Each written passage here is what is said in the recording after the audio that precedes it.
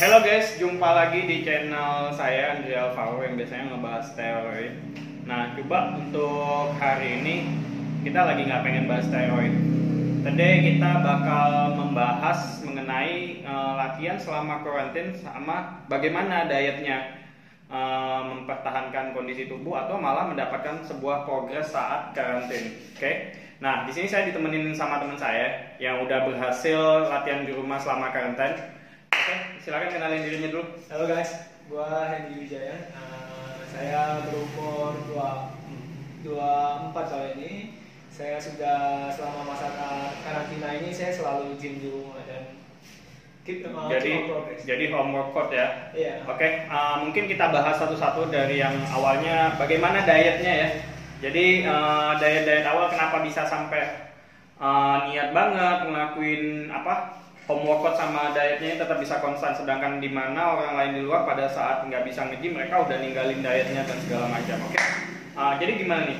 Coba deh ceritain dari step-step awalnya, ntar gua tanya di sepanjang ceritanya. Nah, kebetulan nih dari awal nih saya udah gym lama, Bang. Udah Oke. gym lama, cuman nggak ada progres yang terbentuk gitu loh. Saya ingin progres yang terbentuk, jadi saya selalu punya badan yang ya stabil-stabil aja, Bang. Jadi nggak ada bentuk yang bagus, jadi cuma gym dan sampai suatu ketika berapa bulan lalu, awal bulan ini saya diberikan program-program yang baru, jadi saya ingin mencoba hal yang baru. Oke, jadi gimana tuh dari dietnya awalnya gimana, berapa bulan, terus progres yang kamu dapetin apa? Dietnya dulu deh.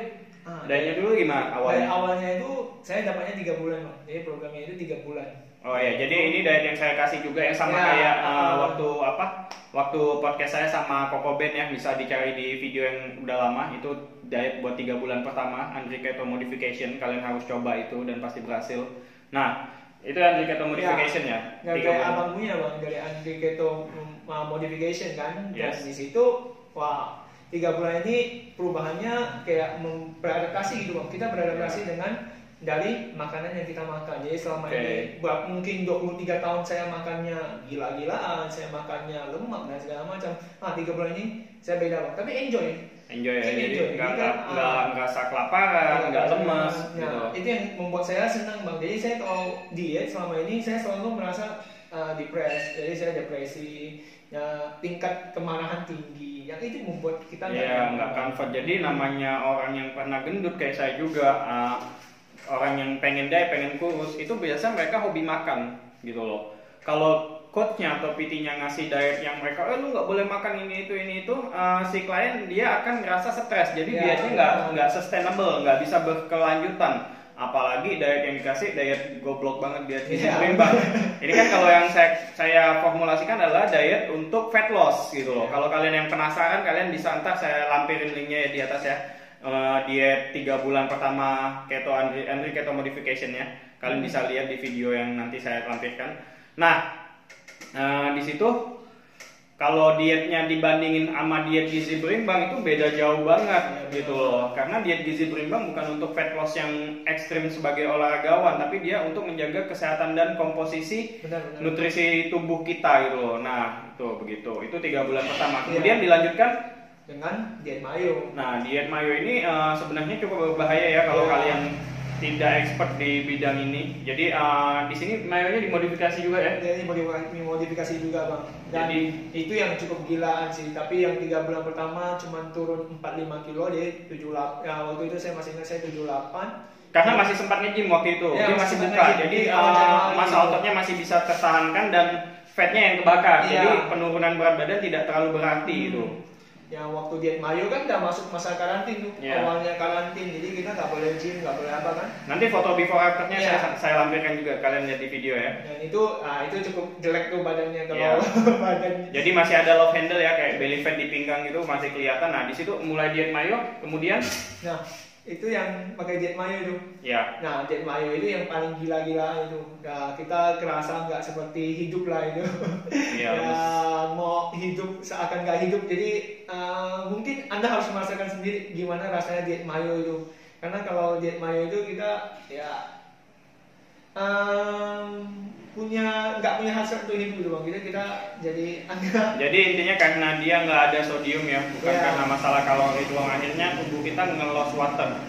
Itu yang membuat diet mayo itu seolah-olah terlihat turun berat badannya banyak. Ya kemarin mencapai berapa di diet mayonya turunnya? 8 kilo. Dalam 13 hari dapat turun 8 kilo. Nah itu nggak mungkin lemak semua. Dalam 13 hari kalian nggak bisa membakar lemak sebanyak 8 kilo. Logis aja. Nah itu yang kehilangan sebenarnya sebagian besar itu air di dalam tubuh kita. Kemudian dilanjutin diet apa lagi nih? Yang gizi berimbang. Gizi berimbang ya. Selama sebulan. Nah, kenapa diet gizi berimbang ini diet yang belum saya share juga, gizi berimbang ala Andre juga ya. Jadi selama sebulan itu saya harus kembaliin nutrisi-nutrisi dia dari yang hilang dari diet keto modification. Kan ada beberapa nutrisi yang tidak saya masukkan dalam diet tersebut. Bawa lagi dia kena mayo, tambah drop lagi nutrisi yang dia butuhkan tubuhnya. Nah, begitu masuk diet gizi berimbang ini kita coba memenuhi makronutrisinya, mikronutrisinya secara seimbang. Iya. Setelah seimbang dia akan masuk ke yang berarti yang bulan ini kayak kita. Tadi diet gizi berimbang turun berapa kilo? Masih turun naik ya? Karena habis mayo. Enggak gila-gila. Enggak naik, cuma cuma sekilo. Sekilo 2 kilo. Biasanya setelah mayo itu akan naik komposisi airnya sekilo sampai 2 kilo. Nah itu baru badannya mulai terlihat. Mulai terlihat ada puffnya, bentuknya ya, jadi mulai pump gitu. Oke, dari yang dia kurus banget, smooth banget, karena emang tujuan awalnya karena dari orang fat banget, gendut banget. Nah, perlu kalian tahu, Hendy ini dia melakukannya secara natural, jadi nggak ada bantuan steroid, nggak ada. Jadi saya nggak pernah menyarankan orang untuk menggunakan steroid ya. Saya memang mengedukasi penggunaan steroid, tapi saya tidak pernah menyarankan kalian untuk menggunakan steroid karena steroid cukup berbahaya bagi tubuh. Kayak gitu.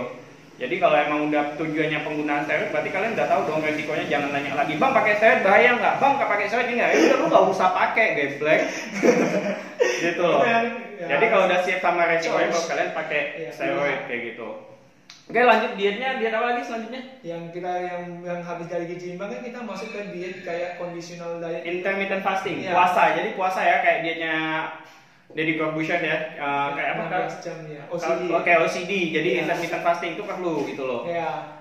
Nah, ini lebih enak. Tujuannya apa ya? Ini boleh enak, dia boleh makan dapat 1 kali meal bebas every day. Jadi bebas 1 kali makan dengan dosisnya, dosis kita biasa ngomong steroid, jadi ngomong dosis dengan porsi yang normal. Jadi porsinya normal aja, dietnya bebas, porsinya normal gitu.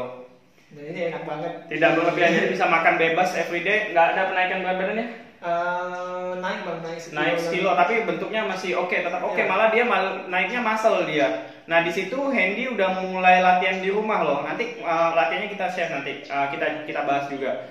Jadi di diet ini tujuannya apa nih intermittent fasting? Untuk ngehack lagi badannya yang udah terbiasa diet gizi berimbang tadi, begitu masuk diet puasa dia bingung, akhirnya dia berusaha menumbuhkan otot untuk mempertahankan komposisi tubuh tadi kayak gitu.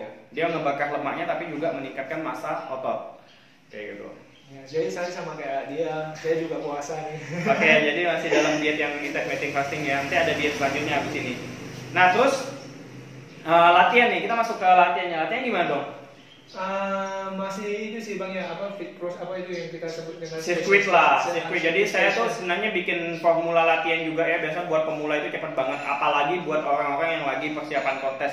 Saya menggabungkan teknik latihan antara CrossFit dengan fitness. Jadi kalau ngomong bodybuilding untuk penurunan berat badan atau body transformation itu akan memakan waktu yang lama sekali untuk sebuah progres. Kalau cuma mengandalkan fitness doang, progres yang didapat dalam bentuk badan itu bisa sampai sebulan baru kelihatan hasilnya. Itu klien udah keburu bosen dulu. Jadi PT di sini harus pintar-pintar ya bikin program latihan, jangan fokus sama zaman dulu. Kalian atlet belum tentu bisa kalian terapin ke klien-klien, kalian harus belajar lagi bagaimana buat sebuah program agar si klien bisa mendapatkan hasil tercepat 3 hari, seminggu kayak gitu. Jadi dia semangat untuk terus progres sama kalian dan semangat untuk terus bayar PT-nya. Kayak gitu, oke? Kalau nggak ada hasil sampai sebulan dan hasilnya nggak signifikan, cuma sekilo 2 kilo, untuk badannya nggak terlalu berubah drastis. Karena apa? Dia bukan atlet dia bukan kayak kalian yang atlet bodybuilding, atlet main fisik. Emang kalian badannya mungkin lebih bagus dari saya, atlet main fisik, tapi atlet belum tentu bisa menjadi coach atau PT yang baik. Nah, biar bisa jadi PT yang baik gimana ya? Belajar. Tidak masalah belajarnya dari siapa, mau dari anak yang lebih kecil, dari yang lebih tua. Siapa yang punya ilmu lebih banyak silakan di-share, silakan berbagi kayak gitu. Jadi kalau di program latihan saya ciptain lagi sirkuit, jadi menggabungkan fitness dan crossfit. Ada angkat bebannya, ada cardio stationary-nya. Jadi cardio di tempat, cardionya seperti angkat beban, jadi tidak membakar otot gitu loh. Nah, kan kemarin ada di games. Nah, waktu latihan di rumah nih coba ceritain deh dikit ke teman-teman biar tahu gimana waktu latihan di rumah pakai program apa aja, alat apa aja. Kan kebanyakan dari mereka bingung nih. Latihan di rumah cuma tanyanya gua pengen beli dumbbell dong. Bener. Nggak harus dumbbell gitu Ya, loh. bener. Bodyweight bisa, banyak alat lain untuk latihan di rumah. Ya, salah satunya yang abang saranin tuh HIIT, Ya, HIIT, High Intensive always. Interval Training. Jadi di situ, wah itu kalau kita yang benar-benar ngerti bang, kita nggak bakal cuman push up. Kalau Ya. kita cuma push up, sit up, Itu udah jadul banget, zaman dulu banget ya. Kalau saya nggak pernah lakukan itu lagi bang. yes, Biasanya kalau posting time. Iya, kalau push up itu pun dah intermediate push up atau yang advance Yes. namanya. Jadi kalau push up kita sambil gerak-gerakan dumbbell dan segala Ya. macam. Dumbbell saya ada bang, saya ada dumbbell, saya ada power band, saya juga ada lower band. Jadi Resistant band lower resistance, body. ya. Jadi 3 barang itu juga salah satu pembantu saya. Jadi nggak bosan-bosan. Dan harganya nggak mahal itu. Enggak. Nggak sampai 100.000. Enggak sampai semua ya. Mhm. Yang agak mahal paling kalau memang mau beli yang bagusan ya itu biasanya atau power bandnya itu cukup mahal. Kalau untuk program latihannya gimana Hen? Jadi sirkuit kamu melakukan berarti beberapa jenis latihan sekaligus jalan ya? Iya, 3 sirkuitnya jenis. sekali main itu biasa 4 sampai 5 Wow, sirkuit. 4 sampai 5 sirkuit Dan sekali itu jalan baru cukup, istirahat. Istirahat 30 sampai 1 menit mungkin, nggak nyampe paling. Enggak sampai bang, karena kita nggak main race-nya terlalu Iya, lama. jadi, tetap keep on progress-nya. Jadi sekedar untuk membakar lemak dan tapi tetap mempertahankan masa otot yang ada. Emang badannya ini belum terlihat terlalu besar, tapi dia sudah mempertahankan masa otot yang dia punya selama tidak ada gym yang buka di Pontianak. Walaupun ada kan kita kemarin masih menjaga kondisi Iya, benar. gimana agar penularan COVID tidak terlalu tidak terlalu menyebar luas gitu. Jadi lebih sering latihan di rumah kayak gitu. Jadi latihan ini tidak tergantung dari kreativitas kalian. Iya, benar. Tapi Cuman saya bingung nih bang, ya. saya perlu tanya abang. Ya boleh. Saya selalu menerima saran dari para diet atau Yes, gitu. diet advisor. Biasanya dia 2 bulan itu pasti sudah mulai bosan. Tapi saya sama abang tuh nggak bosan juga. Nah itu betul. Dia lucunya di situ loh. Kalau sama biasanya bulan kedua tuh kita udah mulai boring. down, Oke. boring. Tapi sama abang tuh enggak gitu. Waktu 3 bulan juga biasa-biasa Masih aja. oke Saya, ya. jalan terus. Nah itu alasan pertama balik ke tadi ya, result ya. Jadi Ya. kalau resultnya didapatin dalam jangka waktu terus, jadi every week harus ada progress setiap minggu. Kalau saya biasa malah 3 hari saya udah harus mendapatkan progress dari klien saya. Tapi kalau sesuai teori ya, kalau saya mendapat dari pelatihan personal trainer saya, pelatihan instructor saya, nggak ada progress dalam waktu seminggu 3 hari. No, but we hack the body, okay? Use your brain, you hack the body. I want the result in 1 week. Selalu 1 minggu. Gimana caranya gue ngedapatin progres awal di minggu pertama kayak gitu. Jadi biar nggak bosan. Jadi kan kelihatan terus kan tiap minggu ada progresnya. Jadi semangat di situ. 1. Kedua, program latihan yang kalian setting ini juga penting ya buat kalian coach PT yang nonton video ini. Jangan terpaku sama pola zaman Arnold latihan chest terus. No, not like that. Like day. Oh no, like day here. Akan memakan waktu terlalu lama untuk sebuah progres karena melatih 1 part tubuh per day itu lama progresnya kayak gitu. Iya sih ya, tapi kayak saya gini juga 30 menit sampai 40 menit. Nah, itu gila banget. Tapi variasinya banyak gitu. Nah, selain nggak ngelatih 1 part body, bisa aja ngelatih seluruh all body parts, seluruh bagian tubuh, bisa 2 masa otot. Jadi dalam 2 hari udah ketemu latihan otot yang sama, tapi variasinya harus banyak di sini gitu. Jangan sampai latihan hari Senin, hari Rabu latihannya sama ya, bosen lah. Apalagi sampai 3 bulan, 5 bulan gitu. Makanya PT-nya pada nggak laku karena males latihannya sama gitu aja terus. Ya udah nggak usah pakai PT. PT itu tugasnya dia ngerancang sebuah program yang bisa bikin si klien nggak bosan dong, nggak boring kayak gitu. Benar sih. Oke, Hen, ada lagi yang mau di-share di sini?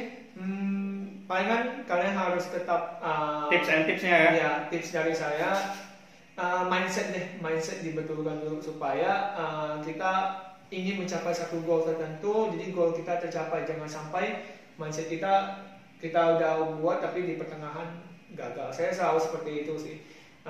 Dari bentuk badan yang bulat, ya saya sekarang agak bersyukur lah saya punya badan yang cukup ideal. Karena sekarang gede udah nggak keren ya, sekarang lebih ke Korean style gitu. Ah, iya. Kalau kamu emang mau jadi atlet, jadi bodybuilder, gede-gedean, that's okay. Tapi kalau balik ke goal masing-masing sih gitu loh. Sekarang udah lebih ke Korean style, opa-opa lebih dikagumin, oke? Jadi kalau emang lebih atraktif di depan wanita mungkin sekedar six pack, punya badan yang smooth, that's still okay lah. Yang penting good looking in your. Kau bisa nggak jadi Korean style gitu? Nggak bisa lah, gue udah kegedean di tangan, tangan aja udah segede kepala. Oke guys, sampai di sini dulu video sharingnya kita mengenai bagaimana latihan di rumah, bagaimana diet, bagaimana juga personal trainer membuat sebuah program yang menarik buat klien-kliennya. See you in the next video.